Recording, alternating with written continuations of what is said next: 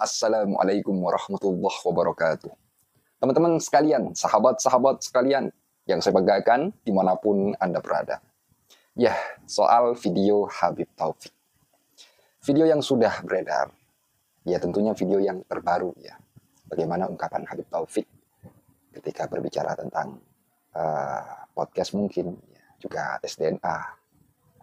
Hal ini, ya, video tersebut menerima sebuah respon atau tanggapan atau sikap ya dari beliau Kiai Ubaidillah Ahmad Tamamunji. Nah, ini menarik ya. Di judulnya pun di dalam video yang sudah saya temukan terdapat tulisan lagi-lagi argumen ilmiah Taufik Asgaf blunder ya, blunder gitu. Menjawab tesis Kiai Imaduddin Usman. Ya, kurang lebih seperti itu. Mari kita ke videonya seperti apa yang telah diungkapkan oleh beliau. Sebelum kita putarkan, kita intro terlebih dahulu. Ya.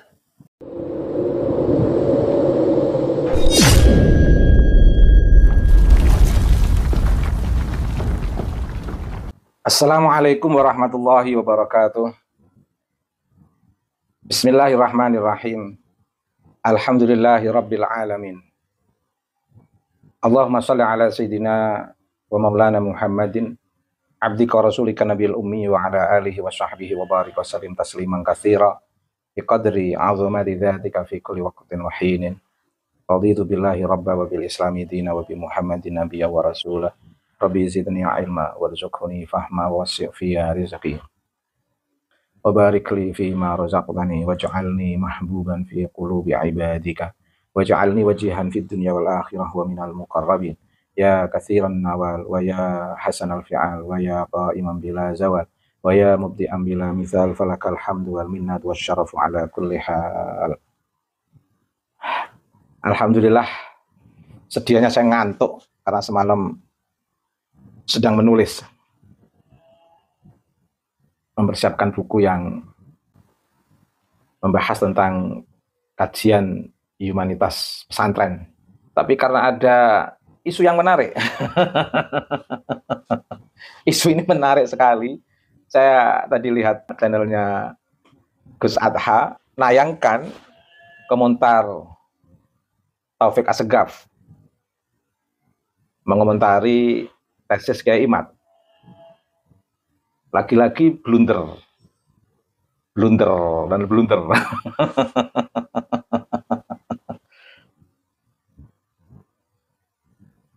Taufik Asgaf,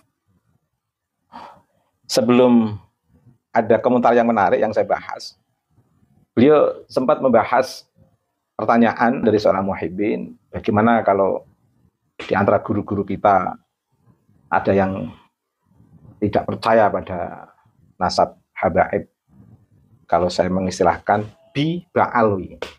Nah, jadi bi itu bermakna sebagian, ba'alwi dalam arti bani alwi. Biar tidak panjang kata, saya sebut istilah bi ba'alwi, sebagian bani ba'alwi. Artinya tidak semuanya. Nanya ini, saya lihat dari tag pertanyaannya mengasumsikan kalau tidak percaya secara umum nasab ba'alwi. Dijawab oleh Taufik Asgaf, ya nggak usah diikuti. Guru atau istilahnya kiai di pesantren atau di mana saja lah, kalau saya perlebar jangkauan relevansi makna teks atau diksi yang digunakan ini, itu nggak usah diikuti. Taufik Asgaf membandingkan sosok yang diikuti mereka yang murabbi. Nah, sebenarnya murabbi ini sendiri kan artinya seorang guru, cuman memiliki jangkauan yang lebih totality. Proses pembelajaran melalui proses pengetahuan yang diberikan oleh seorang guru dengan peran-peran seorang guru secara total, tidak hanya transfer of knowledge, tapi juga memberikan pendampingan bagaimana anak didik ini sampai terbentuk attitude-nya, mindset berpikirnya, bentuk kepribadiannya, perilakunya, akhlaknya, dedikasinya, komitmennya, dan itulah murabbi. Dan memang harus diakui, murabbi ini memiliki satu makna yang lebih mendalam dari sekedar guru dalam pengertian umum. Apalagi kalau dibandingkan dengan guru dalam konteks yang hanya sekedar transfer of knowledge. Tentu murabbi ini kapasitasnya lebih kuat. Pertanggungjawaban pendampingannya lebih bisa dipertanggungjawabkan. Tapi pertanyaannya, bukankah selama ini yang nampak sebagai murabbi itu para kiai, para guru-guru pesantren?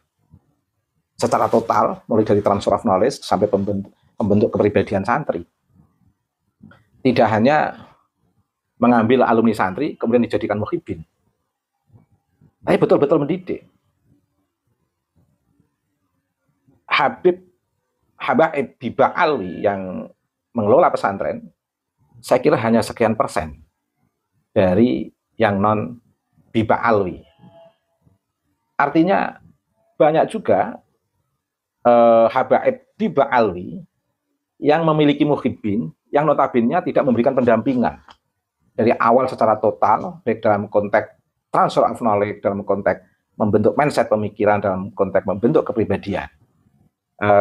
Tokoh-tokoh habaib Biba Alwi mengambil atau menjadikan muhibbin itu justru mereka setelah lulus dari pesantren, setelah memiliki ilmu, sehingga banyak habaib Biba Alwi itu yang terima bersih sosok muhibbin yang telah lama dalam pendampingan para kiai. Nah, ini kalau bicara real konteks pembelajaran.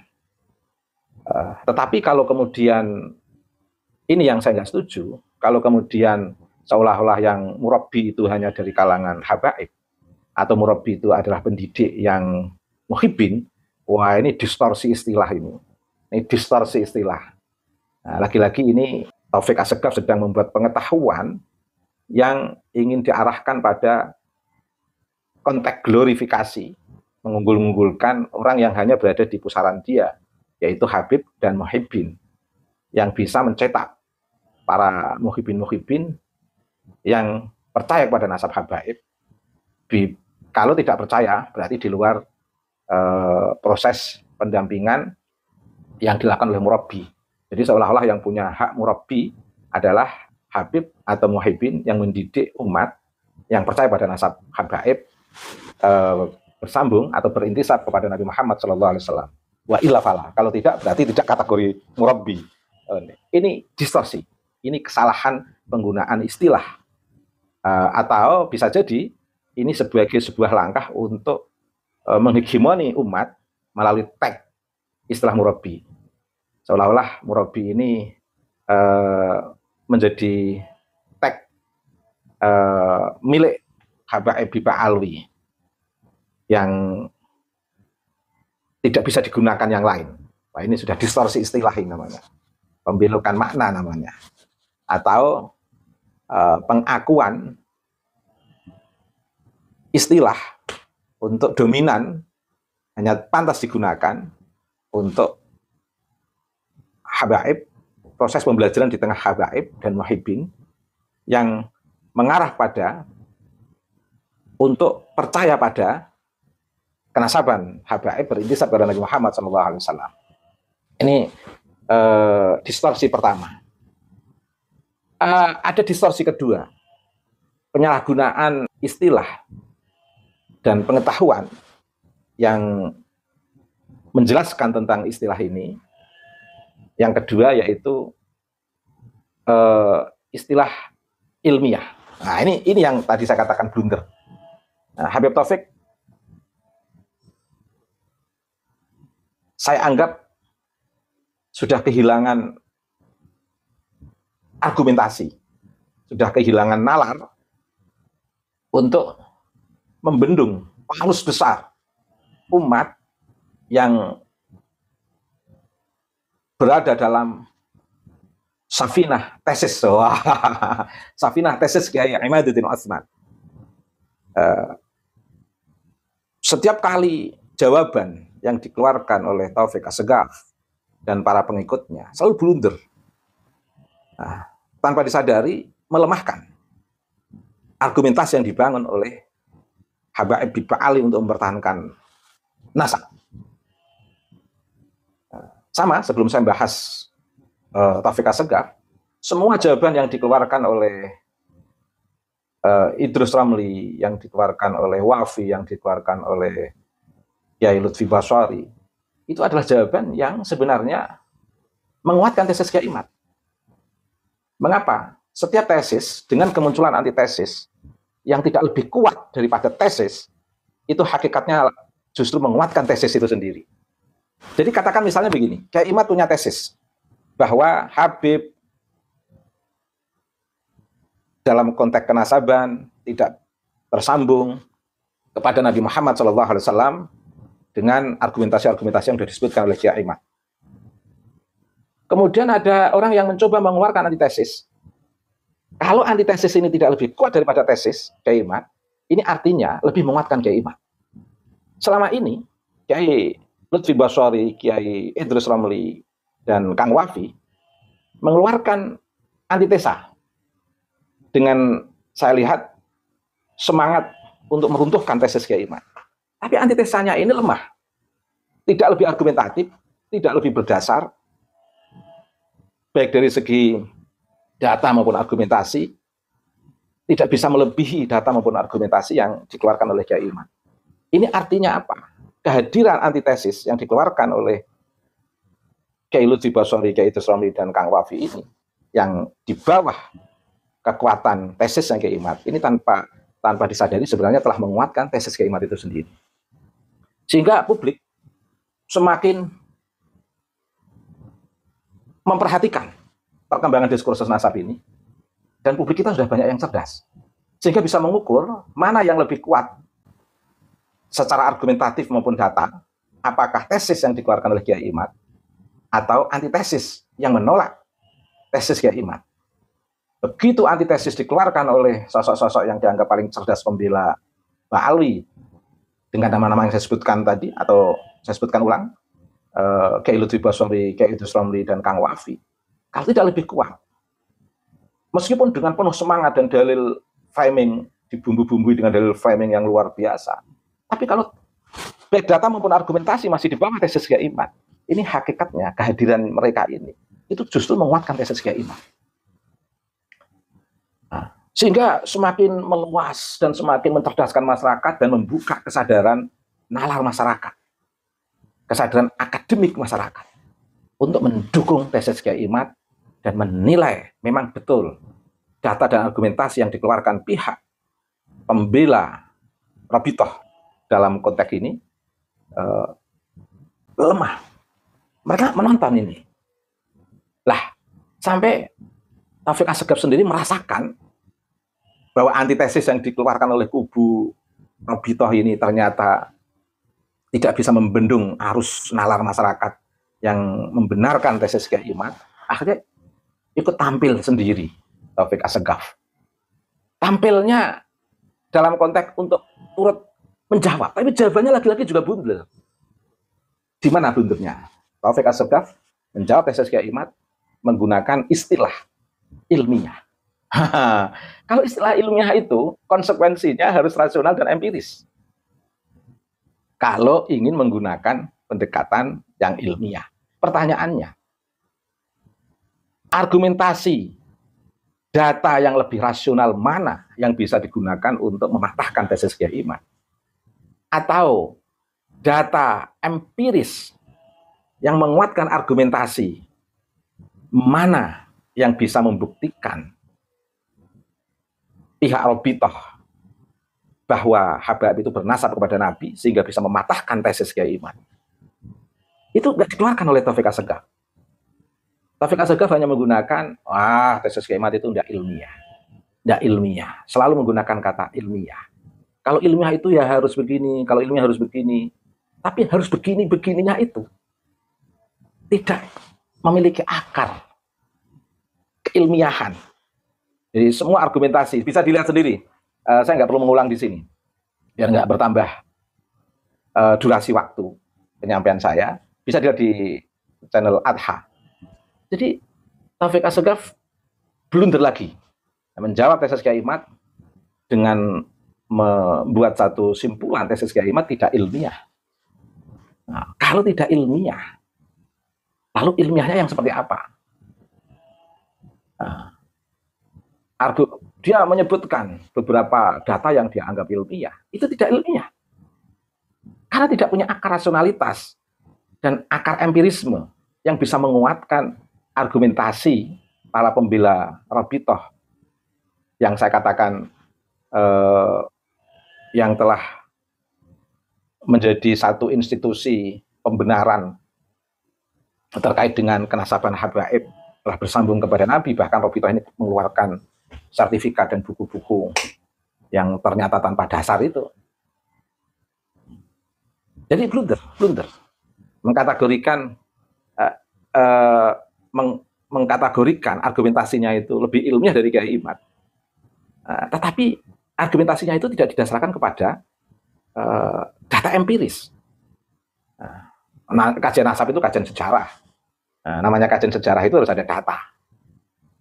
Lebih ilmiah Kiai Imad. Kiai Imad ada datanya.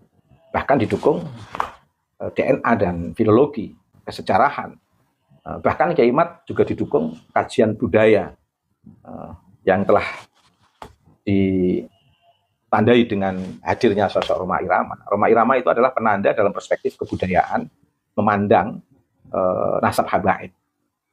Belum lagi dukungan perspektif hukum tentang kehadiran para habaib di muka bumi ini, khususnya di Indonesia, bagaimana tingkah mereka.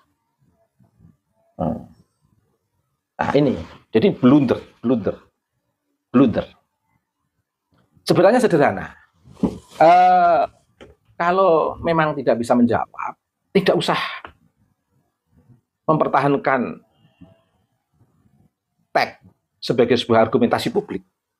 Tapi cukup tag yang selama ini keluar, yang selama ini dikeluarkan, itu ditarik kembali untuk satu konsep keluarga. Apa itu tagnya? Tidak ditemukan data, bukan berarti data itu tidak ada. Saya percaya. Iya. Tapi jangan dipamerkan. Dipakai untuk keluarga sendiri saja. Mengapa? Karena kalau dipublikasikan, dipermalukan oleh publik nanti.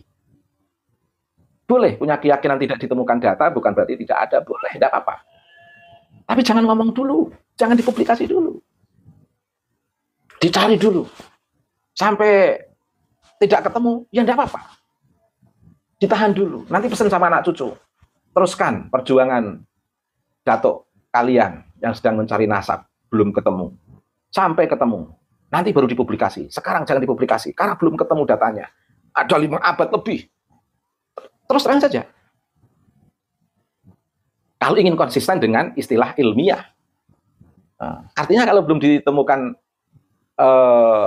datanya, itu berarti tidak bisa dijadikan sebagai argumentasi ilmiah karena tidak empiris. Tapi itu bisa jadi. Tapi jangan dipublikasi. Bisa jadi tidak ditemukan data bukan berarti tidak ada data. Bisa. Iya, logika itu bisa diterima dengan akal sehat. Tapi jangan dipublikasikan. Jangan dipamerkan. Bahkan seolah-olah Robitoh itu lembaga yang berwenang untuk mengabsahkan nasab. Kalau tidak disahkan oleh Robitoh, batal semua kenasaban. Oh, siapa yang galak tentang kenasaban? Robitoh. Siapa yang tidak percaya nasab orang lain selain Pak Alwi? Robitoh. Siapa yang tidak percaya dzurriyyah Nabi ada di sekeliling para Pak Alwi di negeri ini? Siapa yang tidak percaya? Jamaah Robitoh. Argumentasinya dari mana? Dari buku yang dikeluarkan Robitoh. Kalau nggak ada buku yang dikeluarkan Robitoh, semua tidak dipercaya. Semuanya dinafikan. Yang memulai menafikan nasab itu siapa sebenarnya? Robitoh, jamaah Robitoh. Dan itu terlegitimasi oleh Robitoh. Kalau tidak ditemukan data bukan berarti tidak ada. Oke, kita terima. Konsep ini kita terima. Tapi jangan dipamerkan. Cari dulu sebelum mempublikasikan. Kalau nggak ada, jangan mempublikasikan. Tidak ditemukan data bukan berarti tidak ada. Oke, kita terima. Tapi jangan dipublikasikan. Kalau ingin mempublikasikan, cari dulu datanya. Sehingga ada argumentasi secara publik dalam konteks historis, dalam konteks ilmiah. Itu.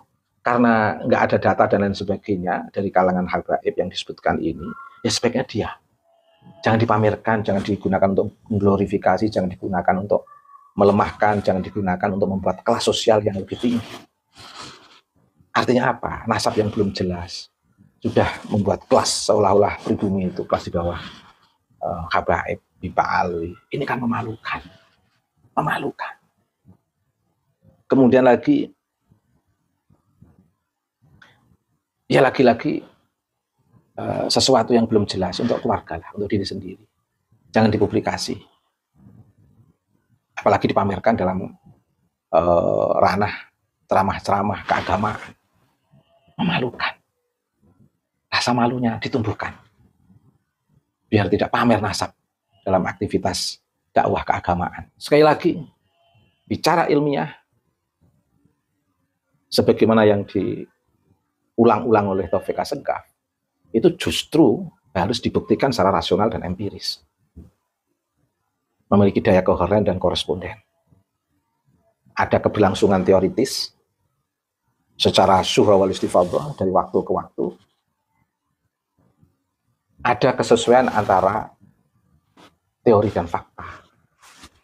Paling tidak teorinya kalau cucu Nabi itu harus punya malu, berakhlak. Ya kalau melakukan kejelekan, ya jangan ditampak-tampakkan lah. Jangan melakukan pembenaran, seolah-olah kejelekan, kejahilan yang dilakukan oleh sosok yang diakukan sebagai cucu Nabi itu tetap saja jauh lebih mulia daripada ulama. Ini kan menghapus teori kemuliaan ajaran nubuwah min Nabi Mustafa Muhammad Shallallahu Alaihi Wasallam. Itu. Nah, kalau yang ingin berpegang pada konsep ilmiah harus ini, harus rasional, empiris, koheren dan koresponden. Itu kalau ingin konsisten, Taufik Assegaf. Tapi kalau ini tidak bisa dibuktikan, ya jangan bicara ilmiah. Jadi intinya Taufik Assegaf ini blunder. Istilah yang digunakan dengan menggunakan istilah ilmiah itu justru menambah kekuatan tesis Kiai Imad. Karena ternyata tesis Kiai Imad itu lebih bisa dipertanggungjawabkan secara ilmiah daripada antitesis yang dikeluarkan oleh pembela Robitoh atau langsung dikeluarkan sendiri antitesis ini oleh ketua Robitohnya. Nah, sekelas ketua Robitoh sudah menjawab, tapi jawabannya blunder. Ini justru malah menguatkan tesis Kiai Imad. Karenanya, apakah jelek jawaban Taufik Assegaf ini? Tidak. Monggo para pembela Habaib Bipa Alwi untuk terus mengeluarkan antitesa. Tidak apa-apa. Bagus. Apa yang dilakukan oleh Kiai Idris Ramli, bagus. Apa yang dilakukan oleh Kiai Lutfi Basori, bagus. Apa yang dilakukan oleh Kang Wafid, bagus. Dan apa yang dilakukan oleh Taufik Assegaf untuk menjawab semuanya ini, untuk menjawab tesis Kiai Imad, bagus. Tapi harus saya pastikan secara akademik, ketika antitesa ini tidak lebih kuat daripada tesis Kiai Imad, berarti justru lebih menguatkan tesis Kiai Imad. Karenanya publik akan membaca apakah antitesanya ini berkualitas atau tidak. Selama tidak berkualitas, justru akan menguatkan tesis Kiai Imad. Karenanya jangan bosan. Ini dunia akademik, jangan bosan. Terjunkan para ilmuwan dari Habaib Pak Alwi untuk menjawab tesis ini. Termasuk saya mengapresiasi Taufik Assegaf yang berupaya untuk menjawab tesis Kiai Imad, meskipun bertatih-tatih melewati istilah murabbi tadi yang telah didistorsi, juga bertatih-tatih dengan menggunakan istilah ilmiah yang sebenarnya jauh dari panggang ilmiah jawaban ini. Yang kesemua ini justru menguatkan tesis Kiai Imaduddin Utsman. Terima kasih. Bagian daripada dialog, saya berharap dialog ini tidak berhenti. Karena dari diskursus nasab ini banyak perkembangan ilmu pengetahuan dari beberapa sisi yang terkait dengan sejarah peradaban Islam yang muncul, yang bisa menjadi pemantik untuk lebih maraknya kajian-kajian ilmu-ilmu keislaman dan sejarah peradaban Islam. Terima kasih, semoga bermanfaat. Ulasan untuk menguatkan diskursus ini sampai pada titik mana diskursus ini berakhir. Yang kita berharap dalam proses diskursus ini bisa melahirkan pengetahuan-pengetahuan baru tidak hanya dalam konteks kenasaban, tapi juga pengetahuan-pengetahuan baru dalam konteks sejarah kebudayaan Islam. Terima kasih. Ihdinas siratal mustaqim, siratal ladzina an'amta 'alaihim ghairil maghdubi 'alaihim waladdallin. Amin. Rabbighfir warham wa anta khairur rahimin. Assalamualaikum warahmatullahi wabarakatuh. sudah kita dengarkan dari apa yang baru saja beliau sampaikan. Cukup menohok ya. Artinya memang ya di dalam video yang sudah saya respon ya tentang ungkapan Habib Taufik di dalam video terbarunya. Kalau tidak salah saya ingat juga saya sampaikan bahwa ya semoga video tersebut didengarkan oleh Kiai Imad, Gus Aziz Jazuli, kemudian yang lain termasuk Kiai Ubaidillah Ahmad Tamam Munji. Ternyata setelah lihat-lihat di beranda YouTube ya, akhirnya beliau merespon ataupun menanggapi dengan sebuah respon yang cukup luar biasa ya. Dilihat dari judulnya pun ini sudah menarik ya. Argumen ilmiah Taufik Asgaf blunder menjawab tesis Kiai Imaduddin Usman. Begitu. Kalau apa katanya? Kalau tidak salah saya dengar itu, ya kalau tidak ilmiah buat apa ditanggapi? Ya kalau ilmiah. Kemudian kalau tidak salah saya dengar juga ia berbicara tentang nahu lah ya. Tapi video yang kemarin saya upload ya, yang tadi saya upload itu sudah banyak komentar-komentar yang masuk ya. Ya ribuan ya, ribuan. Saya lihat ya ini sudah berapa ribu ini. Pokoknya di dalam video tersebut juga saya tanggapi. Artinya di mana Habib Taufik berbicara seperti itu di dalam video terbarunya. Ya, itu. Kemudian untuk teman-teman sekalian yang saya banggakan, yang saya muliakan, ini komentarnya di dalam video yang sudah saya upload ya tadi. Sudah 12 jam lah ya. Mulai dari sekarang ya. Artinya itu komentarnya sudah 1.500-an. Wah, mungkin ini penontonnya menonton sampai selesai seperti itu. Dan ikut-ikut memberikan sebuah komentar ya, respon ataupun tanggapan ataupun reaksi. Ada aksi, ada reaksi ya, kurang lebih seperti itu. Ya, itu ketika berbicara soal ya yang sudah saya sampaikan itu ya. Kalau tidak ilmiah buat apa ditanggapi? Artinya ketika tesis Kiai Imad itu memang enteng ataupun bisa dibantah seperti itu. Yo kalau menurut akal sehat kan seharusnya gampang seperti itu. Dibantah ya. Tidak usah berpanjang-panjang seperti sekarang ini. Artinya sekarang sudah lebih 1 tahun ya. Tapi kenapa kok masih Kiai Imad itu kok masih seperti itu?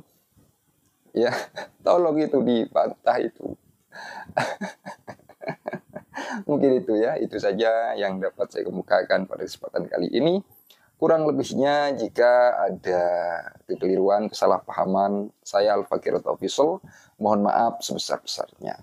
Ya, dari segala hal, mungkin dari apa yang telah saya kemukakan seputar pemahaman yang telah saya pahami dari video tersebut, atau langkah tingkah sikap kami kurang mengenakan ya kepada panjenengan semua ya, saya mohon maaf sebesar-besarnya.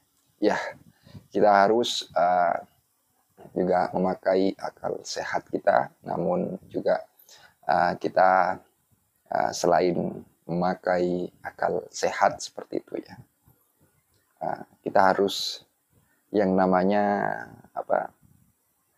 ya kalau salah kita katakan salah gitu ya, ungkapkan pendapatmu seperti itu, ungkapkan pendapatmu, bagaimana pendapatmu, sampaikan seperti itu ya. Itu saja, kurang lebihnya mohon maaf ya. Ihdinas siratal mustaqim, dari saya terima kasih. Ihdinas siratal mustaqim. Assalamualaikum warahmatullahi wabarakatuh. Iya.